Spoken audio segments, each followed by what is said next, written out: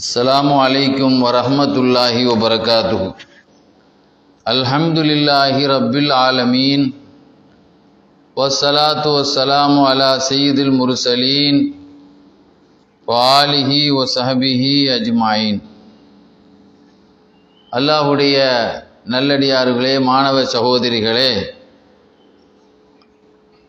நாம் சென்ற தொடரில் ஒரு நாள் குர்ஆனிலே இருக்கக்கூடிய முத்தான ஆயத்துகளை, அந்த ஆயத்தின் மூலமாக நம்முடைய முன்னோர்களான மேன்மக்கள் பெற்ற பயன்களை, பாக்கியங்களை ஒரு பகுதியாக சொல்லியிருந்தோம். அதனுடைய ஒரு தொடர்ச்சியாக ஒரு செய்தி எழுதியிருப்பாங்க. அஹ்மது இப்னுல் ஹவாரி ரலியல்லாஹு தஆலா அன்ஹு செய்தியை அறிவிப்பாங்க. இமாம்கள் காலத்தில் வாழ்ந்த ஒரு பெரிய இமாம் தான் இப்னு சம்மாக் ரலியல்லாஹு அன்ஹு. நம்முடைய 4 இமாம்கள் வாழ்ந்தாங்களே, அந்த 4 இமாம்கள் காலத்தில் வாழ்ந்தவங்க தான் இப்னு சம்மாக். இப்னு சம்மாக் ரலியல்லாஹு அன்ஹு இருக்காங்களே, அவங்க ஒரு முறை நோயினால் அவதிப்பட்டு இருந்தாங்க. அப்போ அவங்களுக்காக வேண்டி, இப்போ நாம் ஒரு ஆளுக்கு உடம்பு சோம்பில்லைன்னா ஒவ்வொரு காலத்திலும் வைத்தியர்கள் அந்த மருத்துவ மன்றத்தில் ஒரு முறை இருக்கு. இப்போ டெஸ்ட் எடுக்க சொல்லுவான். யூரின் டெஸ்ட்டு, பிளட் டெஸ்ட்டு, இந்த மாதிரி ஒவ்வொரு சளி டெஸ்ட்டு, இப்படி பல டெஸ்ட் எழுதி போட்டிருக்காங்க. அது இந்த காலம். அந்த காலத்தில் அது ஒரு அமைப்பில் இருந்திருக்கு. அப்போ அவங்க கஷ்டப்பட்டு, அப்போ அன்னைக்கும் இன்னைக்கும் இந்த மருத்துவத்தில் நல்ல ஃபேமஸாக இருக்கிறது கிறிஸ்துவ டாக்டர்கள் தான் அதிகமாக இருப்பாங்க. இன்றைக்கி அமெரிக்கா ஆஸ்பத்திரிக்கு தானே போகிறான் நிறைய பேர். அதெல்லாம் லண்டன் பெரிய பெரிய டாக்டர்கள்லாம் இன்னைக்கு அமெரிக்கா போகிறாங்க. அது கிறிஸ்துவ நாடு தானே, அது பெரிய மருத்துவர்கள். ஏன்னா மருத்துவத்தை உலகத்தில் ஈசா அலைஹிஸ்ஸலாத்தினுடைய அந்த சமுதாயம் மருத்துவத்தில் அந்த காலத்தில் ஈசா அலைஹிஸ்ஸலாம் காலத்தில் பெரிய ஃபேமஸாக இருந்தாங்க.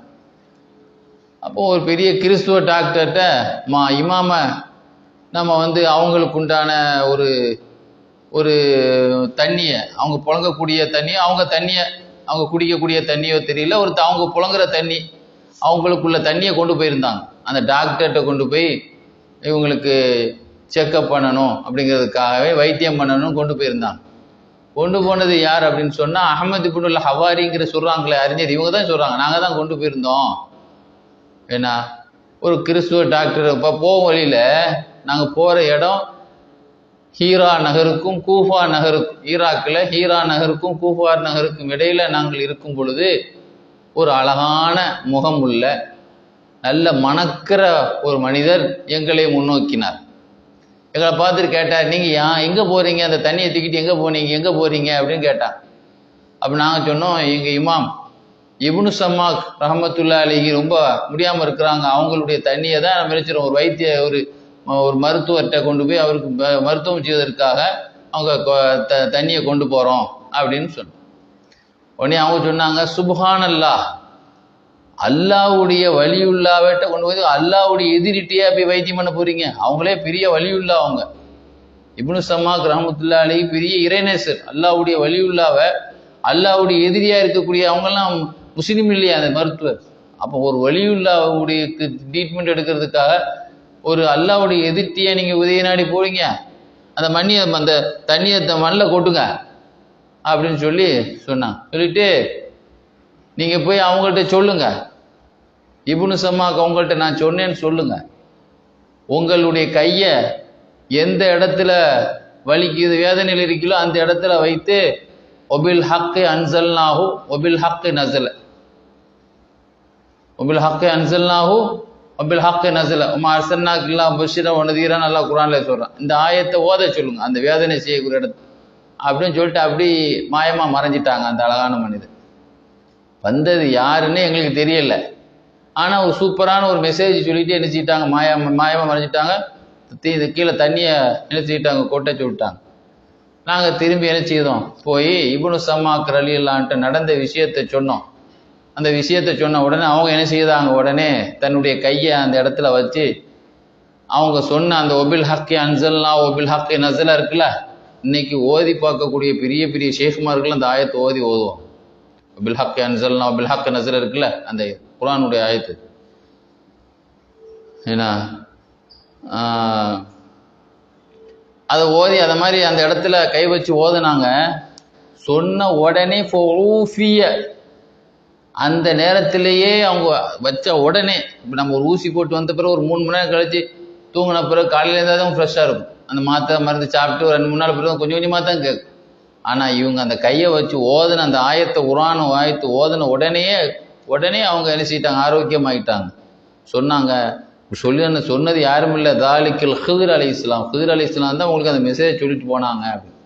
இப்போ நல்லவர்கள், நாம் நல்லவர்களாக வாழும் பொழுது நல்லவர்களுடைய கண்காணிப்பு நம்ம மேல் இருந்துக்கிட்டே இருக்கும். நமக்கு ஏதாவது ஒரு இன்னும் அவங்க நமக்கு ஏதோ யார் மூலமாக ஒரு மெசேஜ் அனுப்பி விட்டுருவாங்க. யார் மூலமாக யாருன்னு தெரியாது, திடீர்னு ஒரு கல்யாண தலப்பா கட்டி ஒரு ஆள் வந்து சும்மா விசாரிக்கிற மாதிரி ஒரு செய்தி சொல்லிட்டு போயிடுவாங்க. நம்ம அந்த முகல்லா இருந்தாலும் நினைப்போம், ஏன்னா யாருன்னு நம்ம சொல்ல முடியாது. அது மாதிரி நான் முன்னாலே சொல்லியிருக்கிறேன், அபு முஹம்மது முஅத்தலி அல் யமனி, யமன் நாட்டை சார்ந்த அபு முஹம்மது முஅத்தலி அல் யமனி இருக்காங்களே, இது 830 திக்ருடைய சிறப்புல கூட இந்த செய்தியை நான் உங்களுக்கு சொல்லியிருக்கிறேன். இருந்தாலும் குர்ஆனுடைய விஷயத்துக்காக மீண்டும் ஞாபகப்படுத்துகிறேன். இவங்க அல்லாஹ்வை கனவுல பார்த்தவங்க.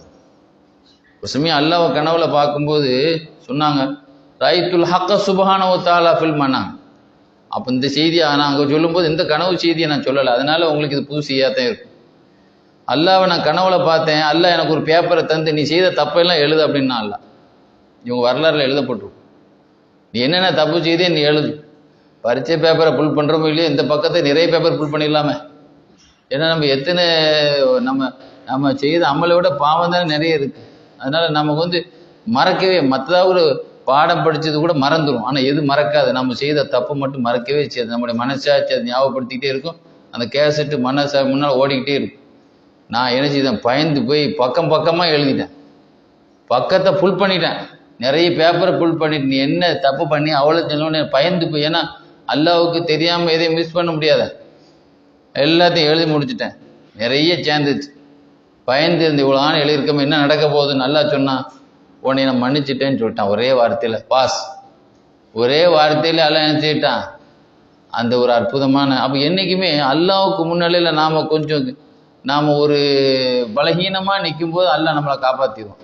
அதனால் இதை வச்சுக்கிட்டு எல்லாரும் அத்துமீறி பாவம் செய்தா அவனுக்கு அல்லாஹ் மன்னிச்சிருவாங்கிறது, அது அல்லாஹ்வை நம்ம ஏமாளி ஆக்குற ஒரு வேலை. ஆக இவங்களுடைய வரலாறுல சொல்லியிருப்பாங்க, இவங்களுக்கு எப்பொழுதுமே முதீனுல், அதாவது இவங்களுக்கு ஒரு பேர் உண்டு, குர்ஆனினுடைய போதை உள்ளவர், நதீமுல் குர்ஆன், குர்ஆனின் போதை உள்ளவர். எப்பொழுதும் பாரு, சில பேர் காலையிலேயும் குடிச்சிட்டு இருப்பான், முழு போதையில் தான் இருப்பான் 24 மணி நேரம். அது மாதிரி இவங்க எப்பொழுதுமே குர்ஆனுடைய போதையிலே இருப்பாங்க, எப்போ பார்த்தாலும் குர்ஆன்லே இருப்பாங்க.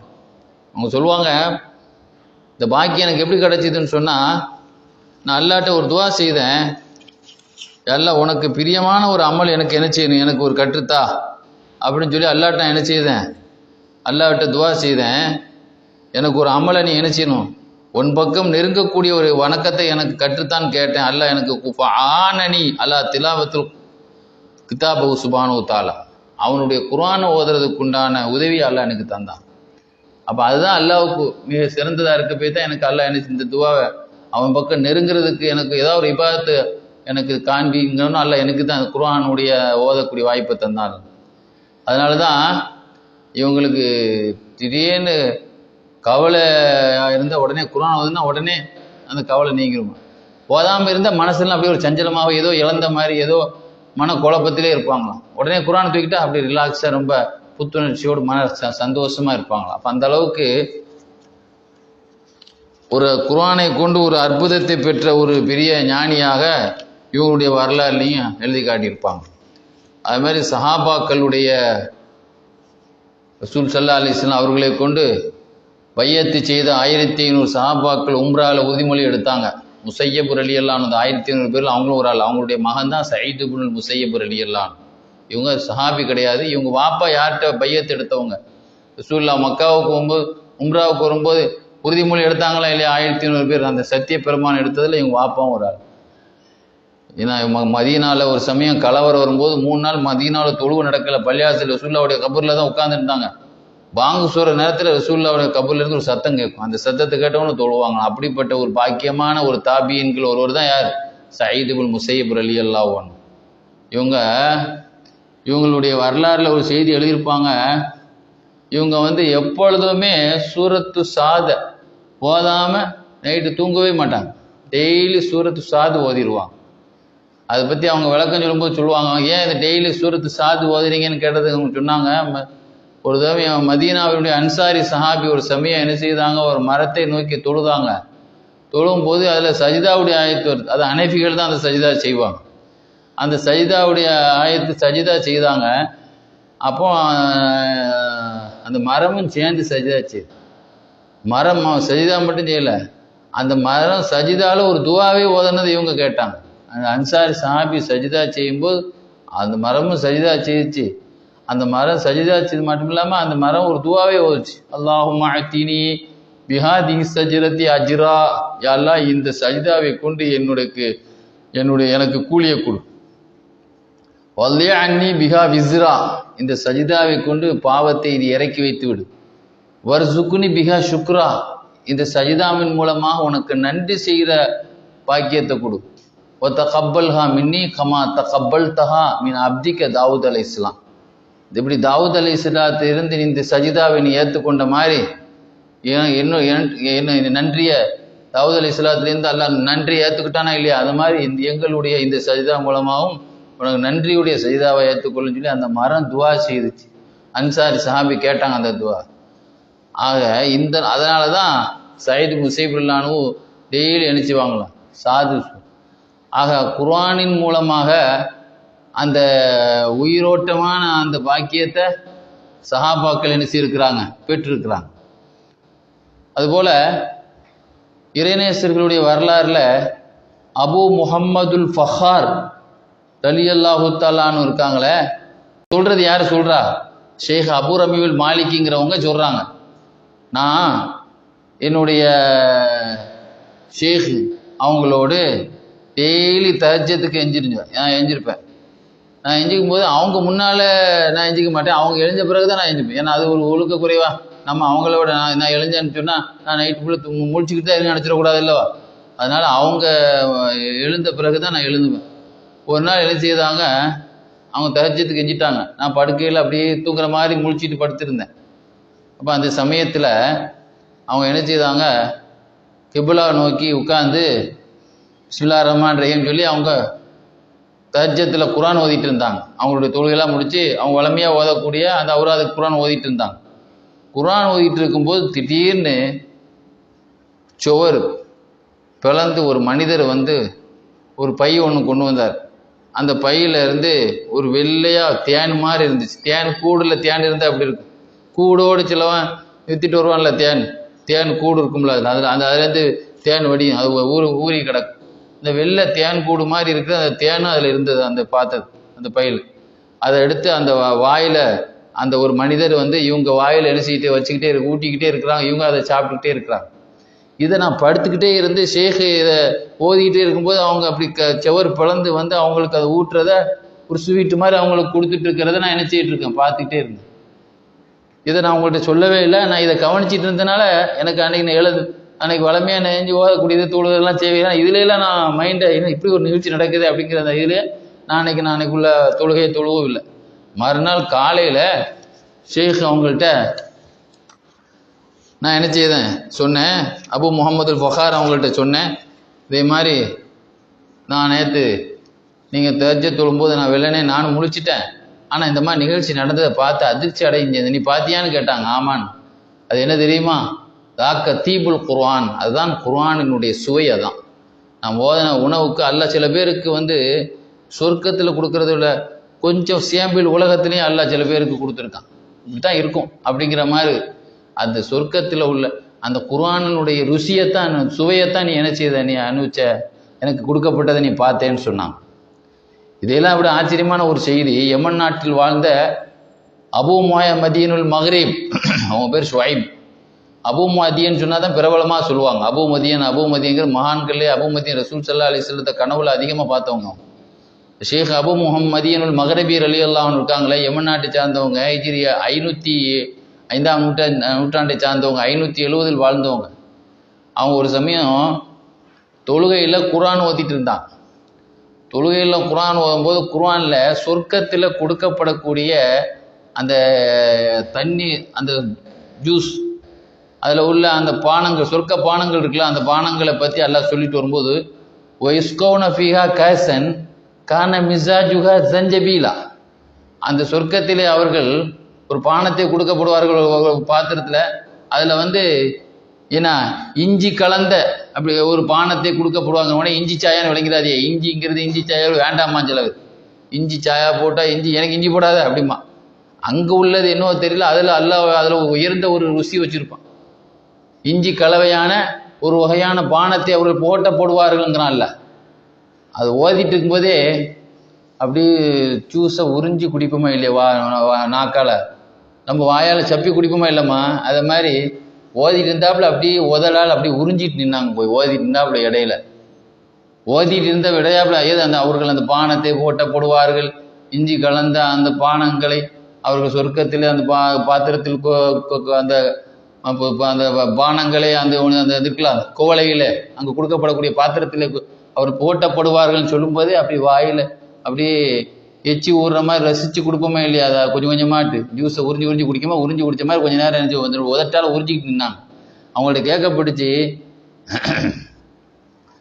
உங்களுடைய 2 உதடையும் என்ன செய்யும் கொஞ்சம் நேரம் அப்படின்னு உதவியும்ல, ஏதோ சின்ன பிள்ளையில வந்து ஐஸ் சாப்பிட்ற மாதிரி நினைச்சா உறிஞ்ச மாதிரி இருந்துச்சா அப்படின்னு கேட்டவங்க சொன்னாங்க, இல்லை நான் அந்த ஆயத்து ஓதி முடித்த உடனே லம்மா தலவுத்துகா சுகீத்து மினல் காஸ், எனக்கு உண்மையிலேயே எனக்கு அந்த வாயில் அல்ல என்ன செய்யுது அந்த பானத்தை போட்டினா, அதனால தான் அதனுடைய ருசியை நான் ருசித்து நான் இது பண்ணேன். அப்போ எவ்வளோ பெரிய விஷயம். ஸல்லல்லாஹு தொழுகையில் நின்னா திடீர்னு என்ன செய்வாங்கன்னா அப்படியே கையை தூக்கி வானத்தை நோக்கி இப்படி காட்டுவாங்க, திடீர்னு பின்னால் போவாங்க, திடீர்னு அப்படி பாயுவாங்க. என்ன நாயகமே அப்படிங்கிறது, இல்லை சொர்க்கத்தை பார்த்தேன், 2 பழத்தை பறிக்கலான்னு பார்த்தேன், அது ஒன்று கிடைச்சா உலகத்தை நம்ம உலகத்தில் உள்ள அவ்வளோ வரைக்கும் போதும், அதுக்காக அப்போ சொர்க்கத்தில் நின்னா ரசூல்லா எட்டிய தூரத்தில் தான் அவங்களுக்கு அந்த சொர்க்கத்தினுடைய கனி தெரியாத அளவுக்கு ஹதீஸ்லே வருது. அது மாதிரி சொர்க்கத்தை பற்றி ஆயத்து வரும்போது சொர்க்கத்தினுடைய ஜூஸையே அங்கேயே அவங்களுக்கு சாம்பிள் கொடுக்கப்பட்ட ஞானிகள்லாம் இருக்கிறாங்க அந்த ஆயத்தை ஓதும் போதே. எவ்வளோ பெரிய ஒரு குர்ஆனினுடைய அந்த பரக்கத்தை அவங்க பெற்றிருக்காங்கிறத நம்மளால் புரிந்து கொள்ள முடியும். அது மாதிரி முஹம்மது இப்னு ஹனான், உலக பிரசித்தி பெற்ற ஆன்மீக தந்தை அல்லாமா ஷாரானி இமாம், இவர்களை உருவாக்கிய குரு தான் முஹம்மது இப்னு ஹனான். மிஸ்ர் நாட்டை சார்ந்தவங்க, ஹிஜ்ரி 922 வாழ்ந்தவங்க, 110 வயசு வரைக்கும் வாழ்ந்தவங்க முஹம்மது இப்னு ஹனான், ஷாரானி இமாமுடைய உஸ்தாத். ஷாரானி இமாம் பற்றியே நம்ம ஒரு தளத்தில் ஒரு பதிவு போட்டிருக்கோம். அகிலம் இயந்த அப்துல் வஹாப் ஷாரானி இமாம் சொல்லி பாதி தான் பேசியிருக்கணும், பேச வேண்டியிருக்கு. அவங்களுடைய உஸ்தாத் தான் இவங்க. ஏன்னா ஷேக் அமீனுத்தீன் சொல்லுவாங்க, ஒரு முறை என்ன செய்த அந்த பர்ஹம் தூஷ் அப்படிங்கிற ஒரு கபர்ஸ்தான்ல மிஸ்ரில் வந்து பர்ஹம் தூஷுக்கு அந்த கபர்ஸ்தானுக்கு ஒவ்வொருக்கு ஒரு கபர்ஸ்தானுக்கு பேர் வச்சிருப்பாங்கல்ல. இப்போ மக்காவில் ஜன்னத்துல் பக்கி, மதீனாவில் ஜன்னத்துல் பக்கி அப்படிங்கிற மாதிரி இல்லையா, பக்கி உல் கர்கத் அப்படி சஹாபாக்கள் அடக்கஸ்தலம். மக்காவில் ஜன்னத்துல் முஅல்லா அப்படின்னு சொல்கிற மாதிரி இல்லையா, மக்காவுடைய கபர்ஸ்தானுக்கு கதிஜா நாய் சுல்லாவுடைய குடும்பத்தினர்கள்லாம் அடக்கப்பட்டிருக்கிறாங்க. அது மாதிரி ஒவ்வொரு ஏரியாவுக்கு ஒரு பேர் வச்சுருக்காங்களே இல்லையா. அது மாதிரி இந்த பர்ஹம் தூஷுங்கிறது மிஸ்ரில் ஒரு கபர்ஸ்தானுக்கு பேர், பிரபலமான ஒரு மன்னர். அது அங்கே வந்து காலையிலிருந்து நைட்டு வரைக்கும் ஒரே மரண ஓலை சவுண்டு கேட்டே இருந்துச்சு. ஒரு கபர்ஸ்தான் ஒரு கபரில் கேட்டுக்கிட்டே இருந்தது. இவங்க என்ன செய்தாங்க, இந்த விஷயத்தை மகான் முஹம்மது இப்னு ஹனான்ட்ட சொல்லப்பட்டது. இந்த கபர்லேருந்து ஒரே நைட்டுக்குள்ளே சத்தமாக கேட்டுக்கிட்டு இருக்கு, ஒரே ஒரு அழுகுரல் மாதிரி ஒரு மரண ஓலை மாதிரி கேட்டுக்கிட்டே இருக்கு, ஒப்பாரி மாதிரி சவுண்டு கேட்டே இருக்கு. வேதனை தாங்க முடியாமல் சில இடத்துல வந்து அந்த அடி பொறுக்க முடியாமல் அழுக சத்தம் கேட்க முடியல, அது மாதிரி நைட்டுக்குள்ளே சத்தமாக இருந்துச்சு. மகான் என்ன செய்தாங்க, அங்கே போய் கபர்ஸ்தானில் இருந்துக்கிட்டு தபாரக்கல்லதி சூரா ஓதனாங்க. அன்னைக்கு நைட்ல இருந்து மினல் லைலு மா சமிய லஹு அஹத், ஏன்னா மா சமிய லஹு அஹதுன் சியாஹா, யாரும் அதுக்கு பிறகு அந்த சத்தத்தை கேட்கவே இல்லை. மகான் ஓதிட்டு வந்த பிறகு, இந்த தபாரக்கல்ல சூரா ஓதிட்டு வந்த பிறகு மக்கள் சொன்னாங்களாம், இவங்க ஓதி அந்த அந்த மையத்துக்கு அல்லாட்ட ஷஃபாத் பரிந்துரை செய்திருக்கிறாங்க. தபாரக்கல்ல ஓதுனா அந்த மையத்து கபருடைய வேதனை இருக்காதுன்னு சொல்லி 5 பேர் சொன்னாங்க ரசூலுல்லாஹ். அது மையத்தை காக்கக்கூடியது, மதாபிலிருந்து பாதுகாக்கக்கூடியதுன்னு 5 பேர் சொன்னாங்க, சிறப்பு பேரை சொன்னாங்க. மானியம் தடுக்கக்கூடியது, தன் வேதனையை தடுக்கக்கூடியதெல்லாம் சொன்னாங்களா இல்லையா. முஞ்சியா, மானியா, துஞ்சி அதாபில் கபருடைய வேதனை விட்டு காப்பாற்றக்கூடியதெல்லாம் சொன்னாங்களா இல்லையா? அது தபாரக்கல் இதை பற்றி ஸல்லல்லாஹு அலைஹி வஸல்லம். ஆக இப்படிப்பட்ட ஒரு அற்புதமான குர்ஆனினுடைய பேரின்பத்தை பெற்றவர்கள். அல்லாஹ் குர்ஆன் ஷரீஃபில் ஒரு இடத்துல சொல்றான், இன்னல்லாஹ் யும்சிக்கு ஸமாவாத்தி வல் அர்த அன் தஸூலா. ஒரு ஆயத்தில் அல்லாஹு தாலா வானம் பூமியை அது ரெண்டும் அப்படியே அந்த இடத்த விட்டு நகன்றக்கூடாது அல்லாஹ் பிடிச்சி வச்சிருக்கான்னால. வானத்தையும் பூமியை யார் பிடிச்சி வச்சிருக்கா? இன்னைக்கு நம்ம என்ன செய்யறோம், ஒரு பில்டிங்கை நம்ம அதில் அங்கங்கே கிராக் விழுந்துடக்கூடாதுன்னு சொல்லி ஸ்ட்ராங் பண்ணி வச்சிருக்கோமா இல்லையா? அது மாதிரி அல்லாஹ் இணைச்சிருக்கிறான். வான பூமியை தன்னுடைய கண்ட்ரோலில் இணைச்சிருக்கான், அல்லாஹ் பிடிச்சி வச்சிருக்கிறான்னு குர்ஆன்ல ஒரு ஆயத்தில் அல்லாஹ் சொல்லி காட்டுறான். அந்த ஆயத்தினுடைய தப்சீரில் எழுதியிருப்பாங்க ரூஹுல் பயான் ஆசிரியர். ஒரு மனிதர் ஒரு ஜெயிலில் இருந்தாராம், ஆயுள் கைதியாக ஒரு மனிதர் இருந்தார். அவர் சுமார் ஒரு 20-22 வருஷம் வரைக்கும் இருந்திருப்பார். ஒரு நாள் அவர் என்ன செய்தார், ரசூலுல்லாஹ்வை கனவுல பார்த்தார். பார்க்கும்போது என்ன செய்தாங்களாம், நீ இந்த ஆயத்தை ஓதுன்னு சொன்னாங்க. இந்த ஆயத் இன்னல்லாஹ் யும்சிக்கு ஸமாவா, இந்த ஆயத்தை நீ ஓது, நீ விடுதலை ஆயிருன்னு சொன்னாங்க. அதுக்கு பிறகு அவர் ஓதனார். 400 எத்தனை முறை ஓதனன்னு கேட்டார் ரசூலுல்லாஹ். 400 முறை. 400 முறை ஓதன பிறகு பார்க்குறாரு, மறுநாள் ஜெயிலில் படுத்தவர் தன் வீட்டு மாடியில் படுத்து கிடக்கார். மறுநாள் காலையில் முடிச்சு பார்த்தா அவரை பார்த்த உடனே சந்தோஷத்திலே நிறைய பேர் அப்படியே என்ன செய்யணும் தெரியாமல் அதுக்குள்ள பார்க்குறா. நம்ம எங்கே இருக்கிற ஒரு ஆள் நம்ம வீட்டில் இருக்கிறார் பார்த்தா அது கனவா நினவான்னு சொல்லி அந்த சிலவங்க சந்தோஷத்திலே வேதனை ஆயிடுவாங்க, அந்த ஏங்கிடுவாங்க. அந்த மாதிரி ரொம்ப அதிர்ச்சி அடைஞ்சிட்டாங்களா அவரை பார்த்த உடனே. அப்படி ஒரு செய்தி எழுதியிருப்பாங்க. அப்போ குர்ஆனில் இந்த மாதிரி உள்ள அற்புதமான விஷயங்கள். அல்லாமா அபுல் அப்பாஸ் ஹரீஷி ரலியல்லாஹு அன்ஹு சொல்லுவாங்க, இவங்க மிஸ்ர் நாட்டில் திம்யாத் நகரத்தை சார்ந்தவங்க. அல்லாமா ஷாரானி சொல்லுவாங்க, ஷாரானி இமாமே மிஸ்ர் நாட்டை சார்ந்தவங்க தானே. அவங்க சொல்லுவாங்க யூசுப் அலைஹிஸ்ஸலாம் வாழ்ந்தாங்களாமா, அதுதான் மிஸ்ருங்கிறது. ஷாரானி இமாம் சொல்லுவாங்க, ஒரு சமயம் அபுல் அப்பாஸ் ஹரீஷி ரலியல்லாஹு அன்ஹு பக்கத்தில் நான் உட்கார்ந்துருந்தேன். ஏன்னா என் பக்கத்தில் அவங்க உட்கார்ந்துருந்தாங்க மக்ரிப் டு இஷாவுடைய நேரத்தில், ரமலானுடைய நேரம். ரமலானுடைய நேரத்தில் மக்ரிப் டு இஷாவுக்கு மத்திய எவ்வளோ நேரம், ரொம்ப கம்மியான நேரம் தானே, மிஞ்சி மிஞ்சின ஒரு 3/4 மணி நேரம் கூட வராது அந்த மணி நேரம். அந்த சமயத்தில் அல்லாமா அபுல் அப்பாஸ் ஹரீஷி உட்கார்ந்துருந்தாங்க.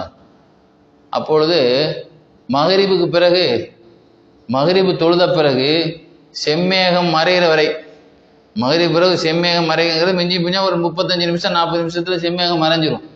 அதான் நம்ம செம்மேகம் மறைஞ்சிட்டா இஷாவுடைய வக்து வந்துருமா இல்லையா? அந்த செம்மேகம் மக்ரிபை தொழுதுட்டு செம்மேகம் மறைகிற வரைக்கும் அவங்க என்ன செய்தாங்க, குர்ஆனை 5 தடவை ஓதிட்டாங்க. முழு குர்ஆனை 150 குர்ஆன் ஜுஸ் ஆச்சு. எதுவும் ஜுஸ் ஆச்சு.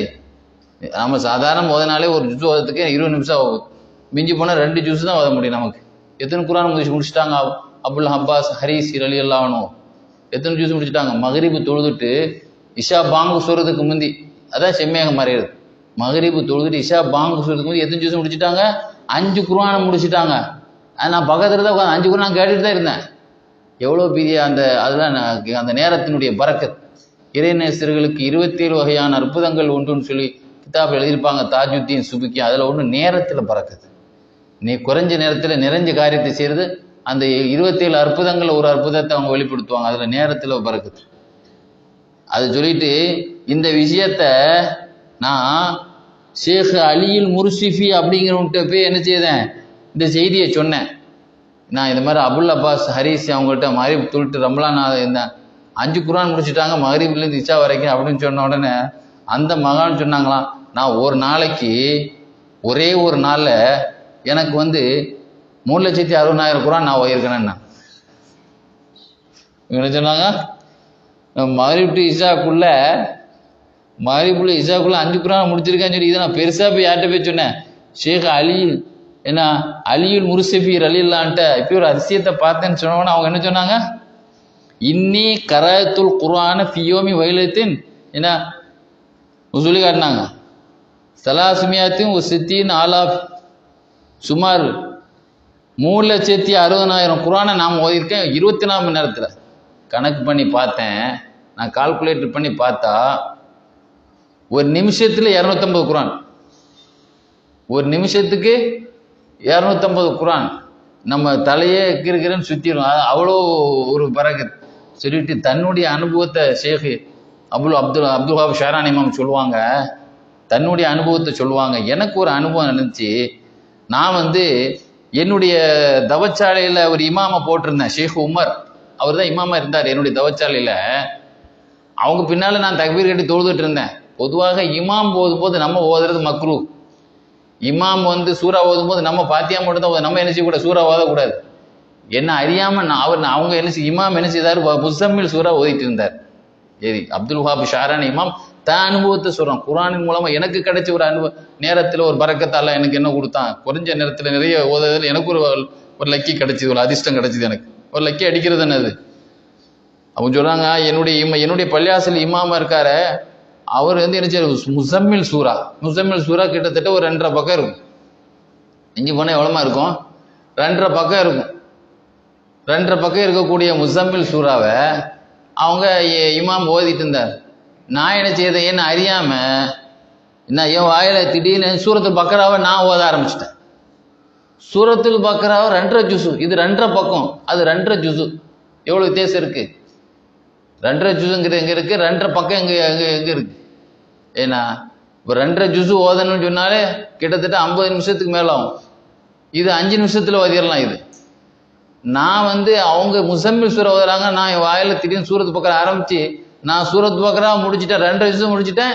அப்புறம் வெயிட் பண்ணிட்டு இருக்கேன். அதுக்குள்ள தான் இமாம் ருக்குவே செய்கிறார் சூரத்து முஸம்மில். அப்போ எந்த நேரத்துக்குள்ள வேகமா முடிச்சுட்டேன், சூரத்து முஸம்மில் ஓதி முடிக்கிறதுக்கு முந்தையே நான் பக்கரா சூரா இப்ராஹிம் புல்ல சேகோல் புல்ல அப்புறம் தில்கர் சொல்ல பாதி ஜுசு இருக்கலாமா, அரை ஜுசு 2.5 ஜுசு, சுமார் ஒரு சும்மன் தான். முஸம்மில் சூறாங்கிறது எத்தனை சும்மை, ஒரே சும்மன் தான். ஆனா பக்கரா சூறாங்கிறது 20 சும்மை. 20 சும்மனை அவங்க ஓரத்துக்கு முந்தி நான் ஓதி முடிச்சு வெயிட் பண்ணிட்டு இருக்கேன் ருக்குவுக்காக வேண்டி. இப்படி ஒரு அனுபவம் எனக்கு நடந்துச்சுன்னு சொல்லி அவங்க சொல்லி காட்டுவாங்க. ஏன்னா இது மாதிரி ஏராளமான அற்புதங்கள் இன்ஷா அல்லாஹ் இதனுடைய தொடர்ச்சியை. ஏன்னா குர்ஆனுங்கிறது அதனுடைய அல்லாஹ்வுடைய அருள் கொடைகளை, அதனுடைய விளக்கத்தை நம்மளால சொல்லியே முடிக்க முடியாது. இன்ஷா அல்லாஹ் இதனுடைய தொடரை இன்னும் சில விஷயங்களோடு அடுத்த தொடரில் நம்ம சொல்ல இருக்கிறோம். அல்லாஹ் சுப்ஹானஹு வ தஆலா நம்முடைய ஓதலுக்கும் அல்லாஹ் இது போன்ற பரக்கத்துகளை, நம்முடைய குர்ஆனுக்கும் இது போன்ற நேரத்தில் பரக்கத்துகளை நிறைய ஓதக்கூடிய பாக்கியத்தை அல்லாஹ் தந்தருள் புரிவானாக. வாஹிர் தாவன் அல்ஹம்துலில்லாஹி ரப்பில் ஆலமீன்.